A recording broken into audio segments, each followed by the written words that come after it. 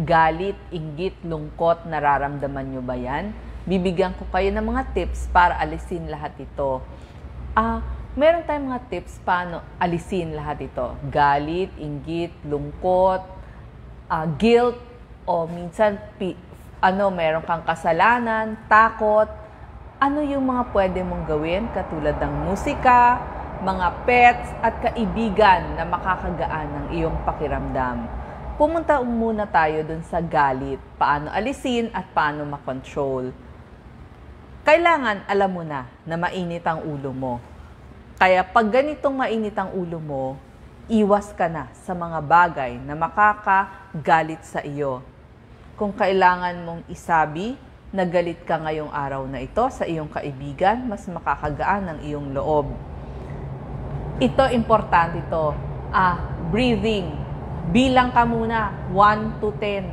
Tapos, kapag nakapagbilang ka na, yung iba nga 1 to 100 ang ginagawa, mag-breathing exercise ka. Hinga ka ng malalim, 3 beses, lalo na dun sa panahon o segundo na galit ka na. Bilang hinga ng malalim. Kapag galit ka na, huwag mong ibabang yung door o ibabagsak ang pintuan. Bagkos, umalis ka ng dahan-dahan. Maglakad-lakad ka muna sa labas. Kung meron kang maiikutang iba, dun ka muna. Kasi, pag mainit din ang ulo mo, kailangan makalma ka. So, gumawa ka muna ng iba. Huwag kang sisigaw, huwag ibabagsak ang pinto.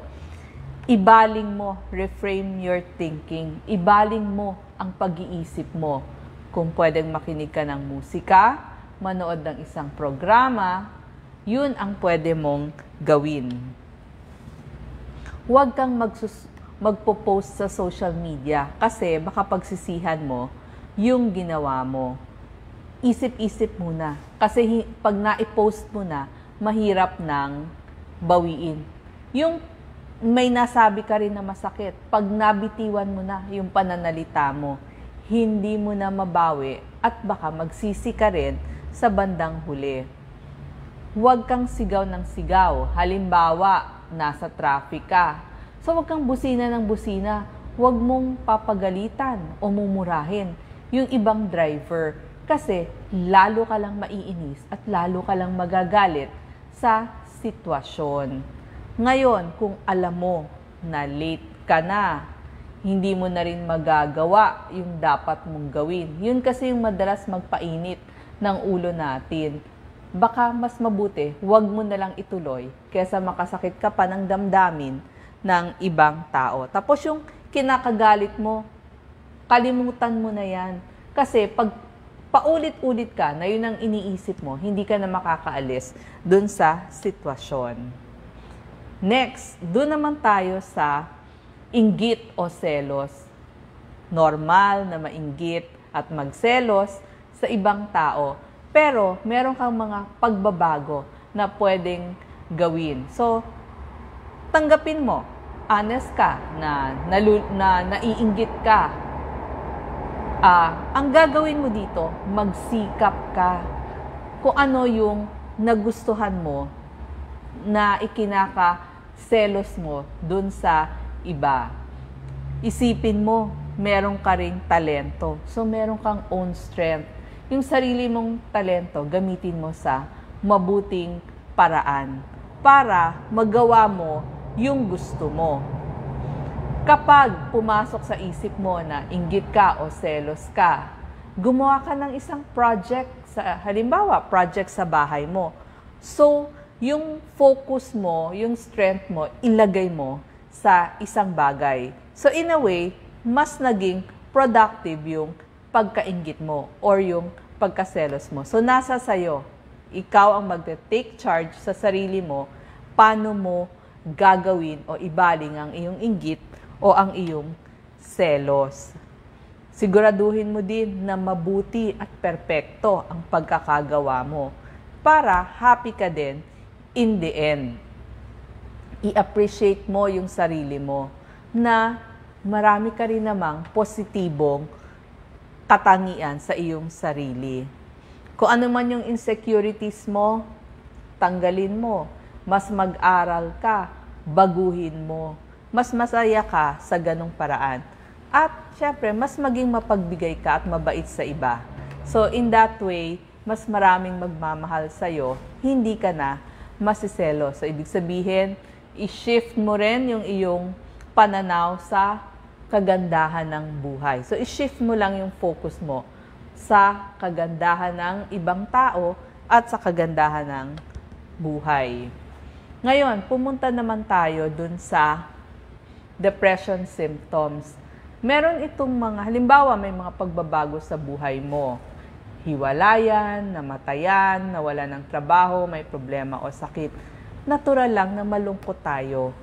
So, pwedeng ma-depress. Ano yung sintomas? Malungkot, low mood yon, parang wala kang pag-asa, either sobra ang kain mo o hindi ka makakain, hindi ka makatulog, mabilis kang magalit, o minsan naman parang pagod na pagod ka, wala kang lakas, wala kang energy, tapos yung ginagawa mo, hindi ka makafocus, hindi ka makakonsentrate, at nakakaramdam ka ng mga physical na nararamdaman, katulad ng masakit ang ulo, masakit ang tiyan. Ano ang mga pwede mong gawin? So, palitan mo sa isipan mo o sa utak mo yung mga negatibong iniisip mo. Baka pwede mong palitan ng positive. Mas lumabas ka, tignan mo ano ang maganda mong mga katangian. Pwede kang magbasa ng isang magandang libro. Music, nakakatulong sa lungkot ang music. Or pwede kang manood ng isang magandang palabas o sine. Maligo ng matagal, mas nakaka-relax yan. Gumawa ka ng maliliit na trabaho na ikakasaya mo. Halimbawa, nakapag-grocery ka, nakapamalengke ka, or na-arrange mo yung refrigerator nyo, yung bahay nyo, nalinis mo.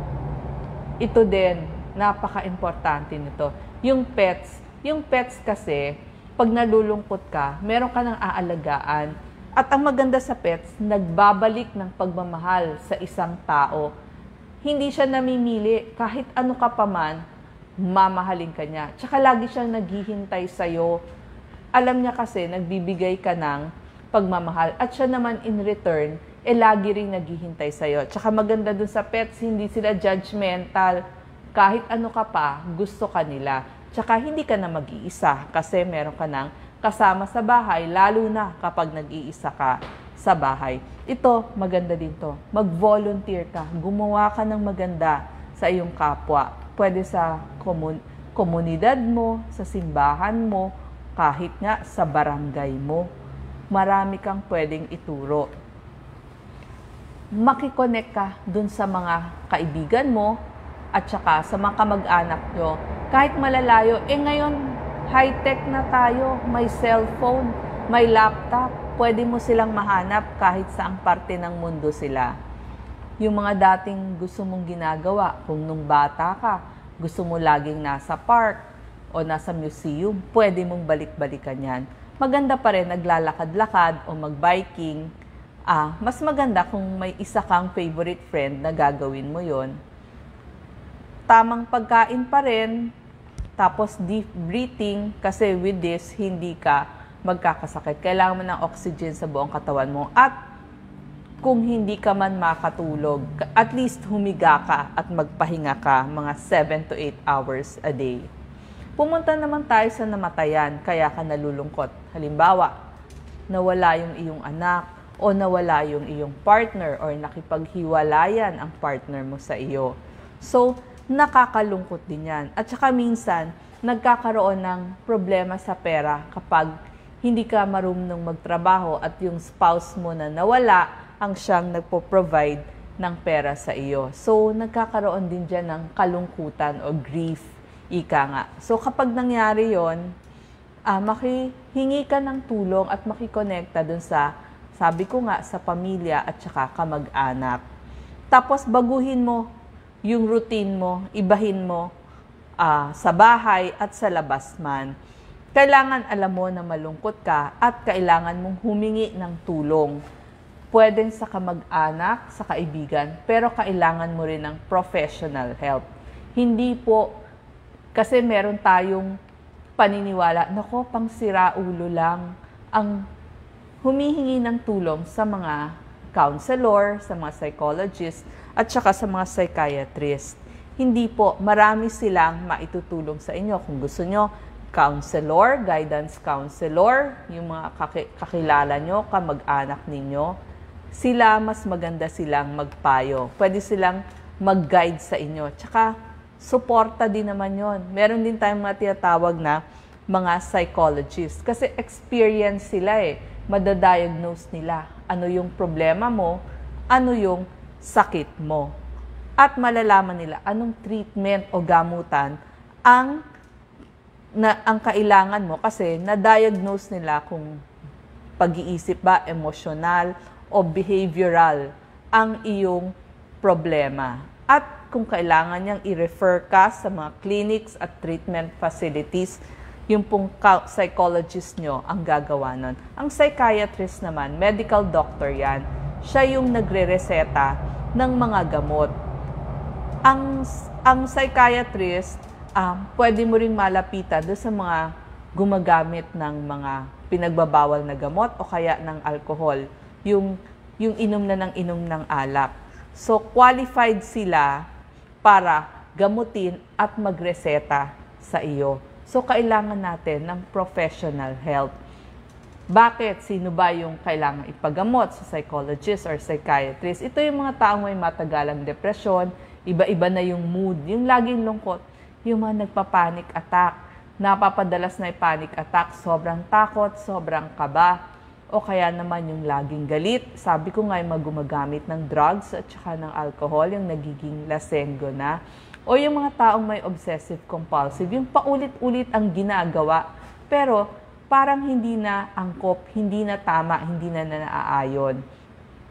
At pwede din ang therapy makakatulong dun sa nawala ng trabaho, hiniwalayan, namatayan, o may krisis sa buhay, o yung may matinding problema.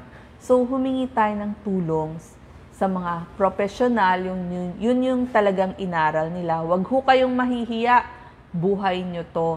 Kasi mas tama ang ipapayo nila. At humingi na rin ng tulong sa inyong kaibigan at kamag-anak. So, sana po sa ating mga tips, mawala at maalis ang inyong galit, takot, lungkot, inggit. Lahat po yan, mawawala yon. Salamat po.